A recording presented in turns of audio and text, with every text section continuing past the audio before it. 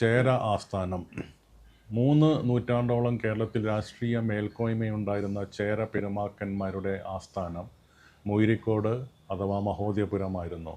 മധ്യ കേരളത്തിലെ കൊടുങ്ങല്ലൂരായിരുന്നു പഴയ മൂയിരിക്കോട് അല്ലെങ്കിൽ മഹോദയപുരം. മഹോദയപുരത്തെ തിരുവഞ്ചിക്കുളം ശിവക്ഷേത്രമായിരുന്നു ചേര പെരുമാക്കന്മാരുടെ കുടുംബക്ഷേത്രം. മഹോദയപുരം തിരുവഞ്ചിക്കുളം ശിവക്ഷേത്രത്തെ ചുറ്റിപ്പറ്റിയാണ് വളർന്നു വന്നത്. അതുകൊണ്ട് തന്നെ മഹാദേവർ പട്ടണം, അതായത് മഹാദേവൻ്റെ പട്ടണം എന്ന പേരിലും ഈ നഗരം വിശേഷിപ്പിക്കപ്പെട്ടിട്ടുണ്ട്.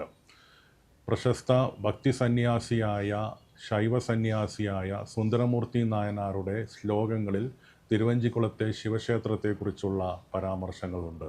ചേരന്മാരുടെ ആസ്ഥാനമായ മൂയിരിക്കോട് ഒരു സൈനിക കേന്ദ്രവും ഒരു നക്ഷത്ര ബംഗ്ലാവും ഉണ്ടായിരുന്നുവെന്ന് AD 9-ാം നൂറ്റാണ്ടിൽ ചേര പെരുമാളായ സ്ഥാണുരവിയുടെ കൊട്ടാര ജ്യോതിശാസ്ത്രജ്ഞനായ ശങ്കരനാരായണൻ രേഖപ്പെടുത്തുന്നു. ഇതിനു പുറമെ ജൂത വർത്തക സംഘമായ അഞ്ചുവണ്ണം, സുറിയാനി ക്രിസ്ത്യാനികളുടെ വർത്തക സംഘമായ മണിഗ്രാമം ഇവയൊക്കെ സജീവമായി ഈ നഗരത്തിൽ പ്രവർത്തിച്ചിരുന്നു.